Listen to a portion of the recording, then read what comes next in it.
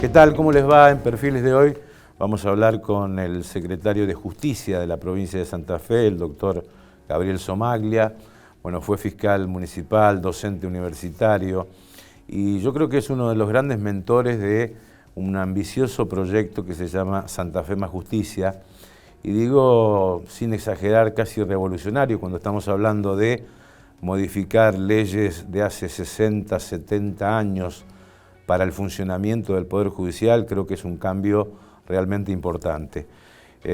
Segundo, que prácticamente la revolución digital se avanzó a partir de la pandemia y evidentemente hay que ajustar todo tipo de procedimientos como para satisfacer al ciudadano que está buscando una justicia más rápida, más independiente, expeditiva.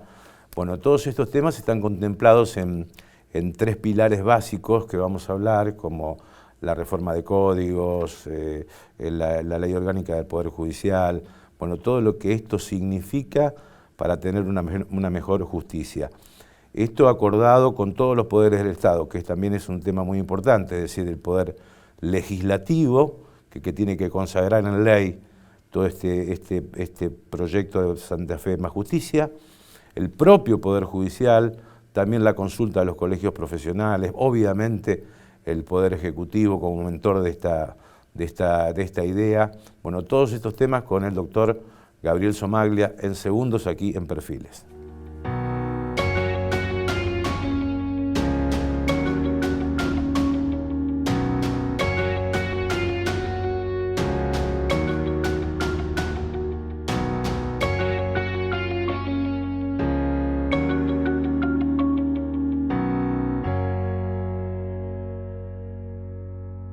¿Qué tal, doctor? Un gusto saludarlo. Guillermo, siempre es muy lindo estar en contacto contigo.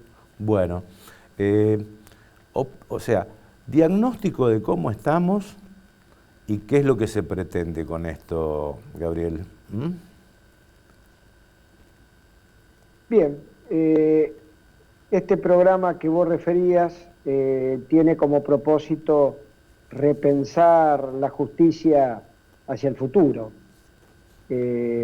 Más aún cuando extraordinariamente sobrevino la pandemia, creo que el Estado principalmente advirtió la situación deficitaria de todas sus herramientas informáticas de gestión, que no solamente golpeó al Estado, sino a la mayoría de las empresas y a las mayorías de las actividades en sociedad.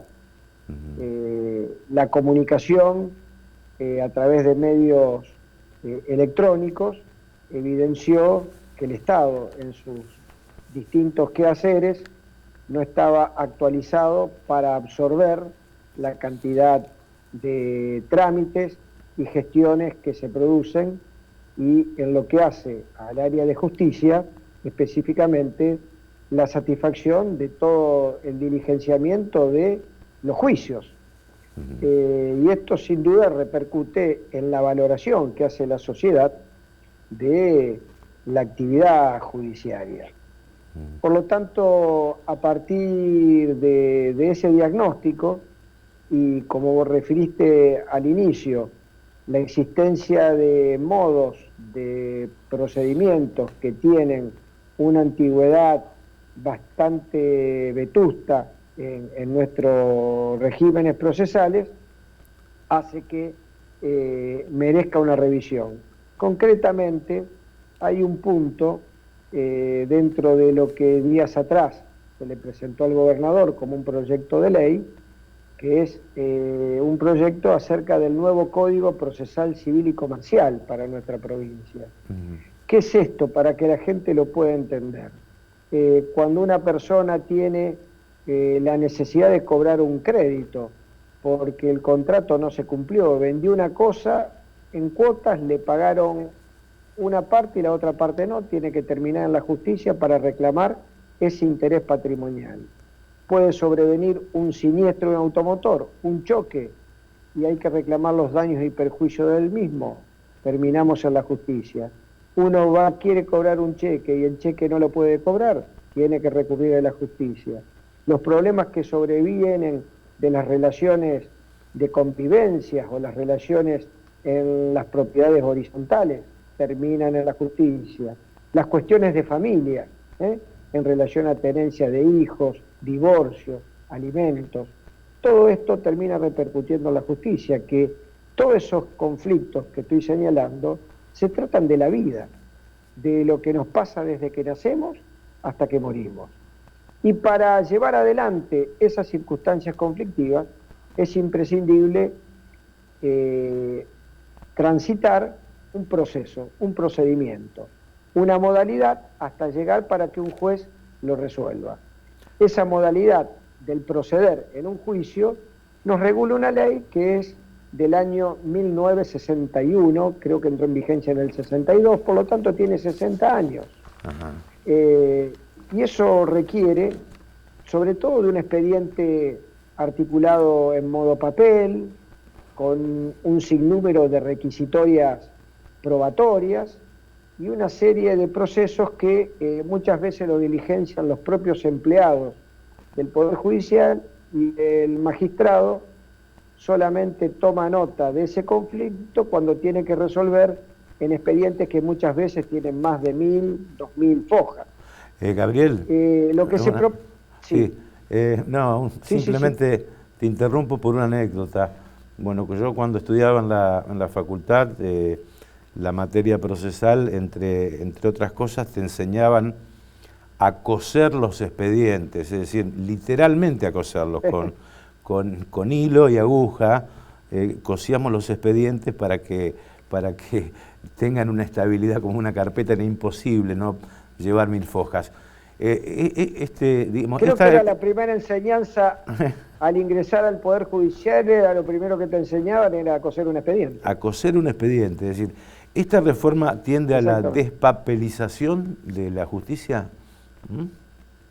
Precisamente, en primer lugar, el cambio de 180 grados que se pretende es como sucedió años atrás con el procedimiento penal, donde en las situaciones de existencia de delito, donde al delincuente se lo juzga por método oral, entraríamos en el área civil y comercial de idéntico modo, es decir, celebrarse audiencias en las cuales esté presente indefectiblemente el magistrado, donde en una primera audiencia deberán exponerse las pruebas que cada uno quiere apoyar su reclamo y depurarlas, quitarlas o eliminar aquellas que son innecesarias llevarla adelante.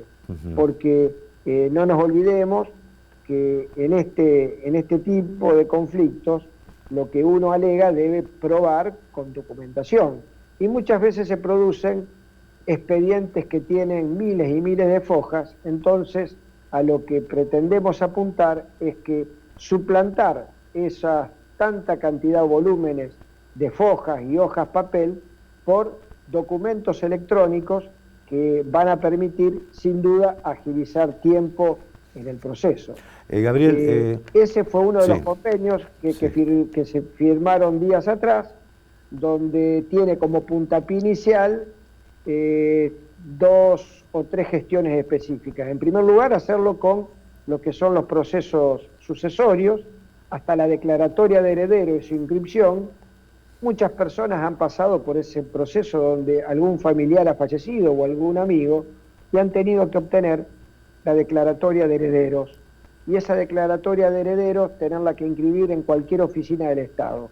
Entonces, a partir de este año, hasta esa etapa de obtención del título de declaratoria de herederos se va a poder hacer digitalmente sin necesidad de tener que instruirla por modo físico, papel, porque esos formularios van a estar en las plataformas web, tanto del Poder Judicial como del Poder Ejecutivo. Gabriel, una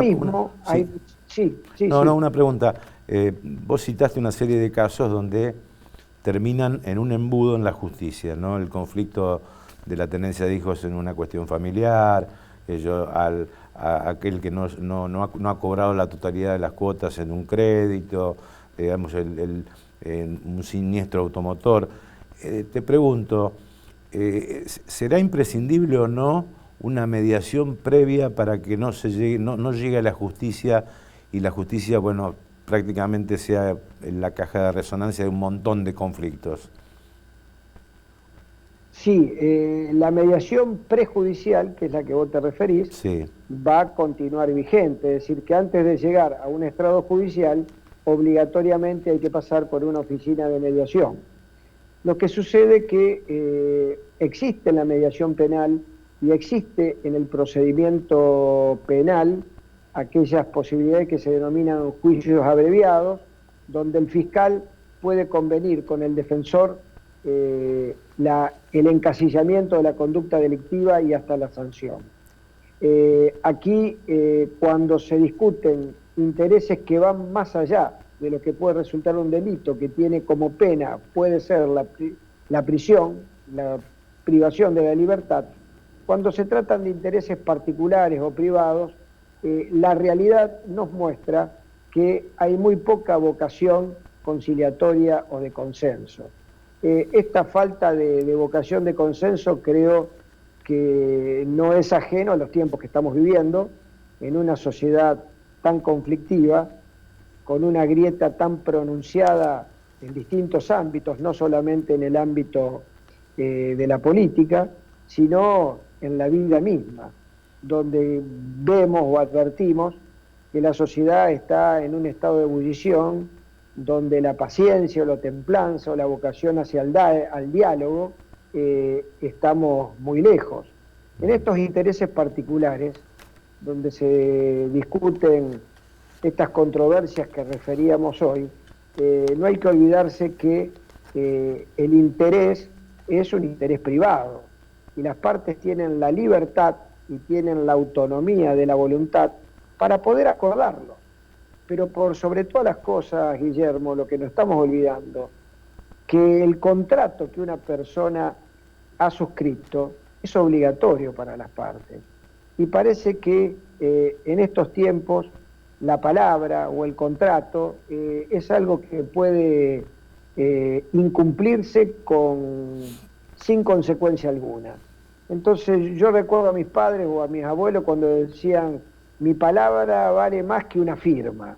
Y yo creo que lo que adolece hoy la sociedad es el no cumplimiento de la palabra, el no cumplimiento de los compromisos, que no solamente es parte de muchas veces críticas hacia los ámbitos de los poderes públicos, sino de la sociedad misma, ¿no? Siempre referís vos ese famoso libro de Carlos Nino, de Un país al margen de la ley, donde parece que nuestra vida se rige por la excepción, que es el incumplimiento, en lugar de cumplir las disposiciones, y es así también como se van consustanciando tantos juicios que abarrotan los tribunales de hoy. Nos falta cultura de consenso, cultura de diálogo y cultura de lograr acuerdos para poder ceder en parte de nuestras pretensiones. Bueno, un ejemplo muy claro y muy actual es la anomia que se da en los tiempos de pandemia, por ejemplo, ¿no? Hablando de un país al margen de la ley. Pero me gustaría hacer una pequeña pausa, porque nos quedan un par de temas por hablar. ¿Qué pasa con las causas menores, por ejemplo, ¿no? ¿Qué ocurre con este tema? ¿Qué ocurre con el Ministerio Público de la Acusación? Las relaciones entre el Poder Ejecutivo y los poderes legislativos y judicial. Una pausa de unos segundos y volvemos. ¿Cómo no?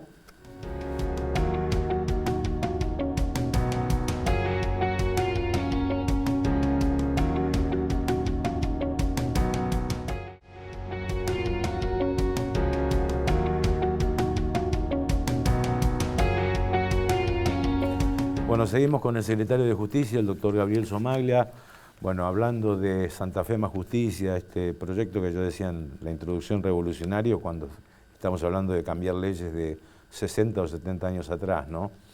Y sobre todo teniendo en cuenta, digamos, una demanda ciudadana, que es decir, no puede ser que por un cobro de pesos yo tenga que esperar 6, 7, 8 o 9 o 10 años, o en una causa penal 14 años para que se resuelva, ¿no? Como casos emblemáticos en Santa Fe. Pero nos quedan un par de temas que me parecía importante tocar. ¿Qué pasa con las pequeñas causas? Es decir, el pequeño conflicto cotidiano. Bien, me parece que esta es una de las principales reformas, Guillermo, que se están proyectando llevar adelante, y que al gobernador se le presentó la modificación a la ley orgánica del Poder Judicial, donde los que conocen de estos temas, existen en la provincia innumerables jueces comunitarios de pequeñas causas, que son los viejos llamados jueces comunales de cada localidad, que hoy tienen asignado un volumen de trámites encargados de realizar, que son más trámites administrativos y burocráticos que de resolución de conflictos. El objetivo de este proyecto de ley es que estos jueces comunitarios puedan tener mayor competencia. ¿Qué significa esto? Que puedan atender varios casos conflictivos, entre ellos desalojos, cuestiones laborales, los cobros de peso que derivan de los desalojos, las cuestiones vinculadas a la protección del consumidor, las cuestiones relativas a la rúbrica de libros de comerciantes, de sociedades y de entidades de bien común, cuestiones de familia. Es decir, a estos jueces se le va a brindar competencia para que puedan atender todos estos casos. ¿Con qué propósito? Con el principal propósito, primero, es descentralizar la gestión del Poder Judicial, que el Poder Judicial pueda dar respuesta en los lugares más alejados de los centros urbanos más densamente poblados, puedan responder próximo a cada uno de sus domicilios, que la gente pueda recurrir allí. Esto va a posibilitar, en primer lugar, descongestionar las grandes urbes comunitarias. Por otro lado, va a permitir una mayor descongestión de los grandes centros urbanos en lo que hace al Poder Judicial, y finalmente es la posibilidad de que los ciudadanos no deban tener que trasladarse haciendo cientos de kilómetros a otras localidades para tener que tramitar un pequeño juicio de cobro de pesos, o una cuestión laboral, o una cuestión de familia. Esto es, creo, como se dice en Europa, que son los juzgados de proximidad, creo que es la transformación más importante que va a acarrear este programa. Y esto se acompasa también, quiero aprovechar esto, para instaurar un fuero que hoy no existe en la provincia de Santa Fe, que es el fuero contencioso administrativo de primera instancia. ¿Qué es esto? Que haya jueces que atiendan única y exclusivamente las causas donde el Estado es demandado, o el Estado deba demandar, cualquiera sean las naturalezas de sus litigios. ¿Esto qué va a permitir? Que, por ejemplo, los amparos no deban tramitarse, los juicios de amparo, en los jueces de primera instancia, que las cuestiones del empleo público no deban tramitarse en los juzgados laborales, y eso va a permitir la necesidad de que haya, como se denomina, una jurisdicción, una resolución de conflictos por jueces especializados en la materia donde el Estado es partícipe, y me parece que eso es otro elemento muy importante a considerar en la legislatura. Gabriel, ¿te preocupa el estado, yo diría, deliberativo en que ha entrado algunos sectores del Ministerio Público de la acusación, ya entrando en materia penal? Sí, es un tema que en lo personal y en lo institucional me parece preocupante, porque que haya tanta dubitación, tantas generaciones de dudas y conflictos acerca de la extensión de lo que los fiscales pueden o no pueden hacer, no acarrea una sensación de seguridad, ni contribuye a la seguridad jurídica de la política criminal en la provincia de Santa Fe. Hoy tenemos, a merced de la Corte Suprema de Justicia, la revisión de un fallo donde se va a legitimar o deslegitimar las facultades que tiene la legislatura para enjuiciar a estos funcionarios. Hay muestras de que muchos funcionarios que integran los recursos del MPA no han hecho bien las cosas. Va de suyo que existen 2 o 3 que están privados de su libertad y hay otros tantos que están siendo investigados. Sí. Pero eso no nos tiene que tapar, digamos, la buena fe, la eficiencia y la eficacia que la mayoría de los fiscales desarrollan en su actividad. Claro. Me parece que es un sistema nuevo, sí. En su momento, que recién tiene 7 años de gestión, sí, y que merece revisarse periódicamente. Ahora, en su momento hubo una queja formal del propio MPA diciendo que tiene su propia auditoría, y en los objetivos del programa Santa Fe más Justicia se habla de la independencia del Poder Judicial. ¿Crees que, digamos, este control legislativo sobre la actuación de jueces y fiscales atenta contra esa independencia? No, no me parece que atente contra esa independencia, porque lo mismo podrían decir los jueces o magistrados, que existe una ley que se denomina de jury de enjuiciamiento, sí, a los jueces, donde existe un tribunal que no solamente está integrado por los propios integrantes de la Corte Suprema de Justicia, sino que hay abogados, legisladores que forman parte de ese tribunal de enjuiciamiento. Me parece que los propios fiscales se juzguen a sí mismos, pecaríamos, creo, en un exceso de independencia, y me parece que los controles democráticos son los que garantizan la independencia y la autonomía. Sí creo que la ley que hoy rige el enjuiciamiento de los fiscales merece ser revisada, y si existen algunas cuotas o algunas reglas que pueden poner en duda la inconstitucionalidad de esta norma, creo que deberíamos encaminarnos a regularla para que exista un tribunal de enjuiciamiento democrático, amplio, representativo de distintos sectores, para evitar precisamente que los fiscales se juzguen a sí mismos y puedan caer presos de una consideración mal vista o de una autonomía extrema donde se transforme en un poder corporativo.